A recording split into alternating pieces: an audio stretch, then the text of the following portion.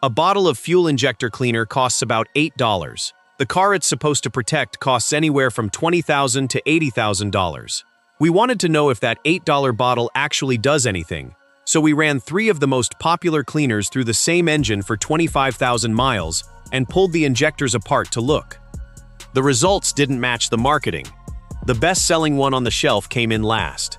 We used 3 identical test vehicles, same engine family, same driving conditions, same mileage intervals. 1 bottle per product, used exactly as directed on the label. Over a 5,000-mile treatment cycle repeated 5 times.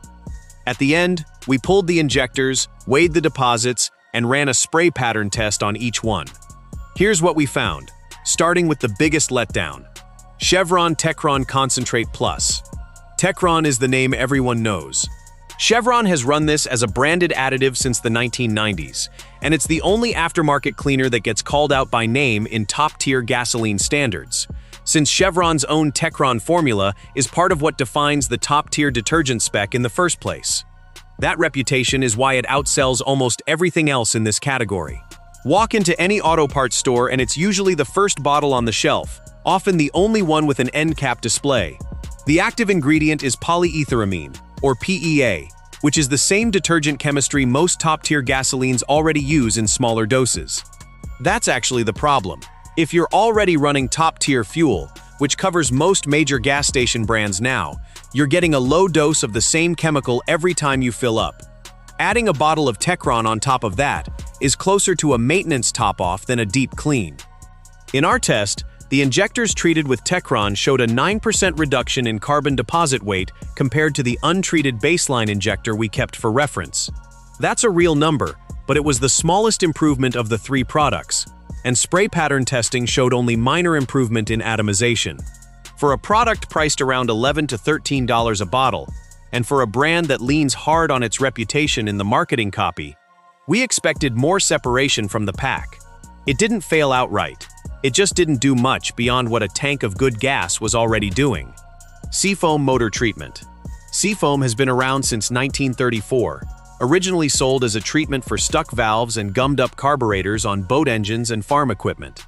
The formula is mostly petroleum-based solvents, including naphtha and mineral spirits, and it's built to do more than clean injectors.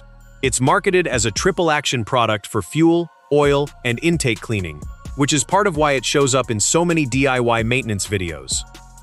That broad-purpose design turned out to help it here. Seafoam's solvent blend is more aggressive on old carbon buildup than a PEA-based cleaner, which makes it better suited to injectors that already have deposits sitting on them, rather than preventing new deposits from forming.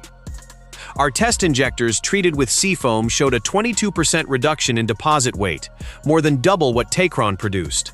The spray pattern was noticeably more even too, with less fanning and streaking at the nozzle tip. Where it lost ground was longevity. Because the formula is solvent-heavy rather than detergent-heavy, its cleaning effect faded faster between treatments, and it's not intended to be run through the fuel system every tank the way some PEA cleaners are. At roughly $10 a can, Seafoam is priced close to Techron, but delivered noticeably better real-world results in our testing. If your car already has some miles and some buildup, this is the one that showed up to actually remove it. Redline SI1 Complete Fuel System Cleaner. Redline built its reputation in racing oil, and that background shows up in how concentrated this product is. SI1 uses a much higher percentage of active PEA detergent than most consumer shelf cleaners, closer to what's used in professional injection cleaning services that shops charge over $100 for. The company doesn't spend much on retail marketing. You won't find SI1 with an end cap display or a mascot. It's mostly known through racing circles and enthusiast forums, word of mouth from people who track their cars or run high-mileage engines and actually check their injectors afterward. That lack of marketing spend seems to go straight into the formula instead.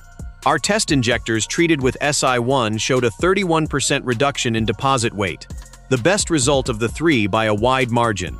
Spray pattern testing showed the most consistent symmetrical fan pattern of any injector we tested, matching almost exactly what we measured on a brand new injector we used as a factory-fresh reference point.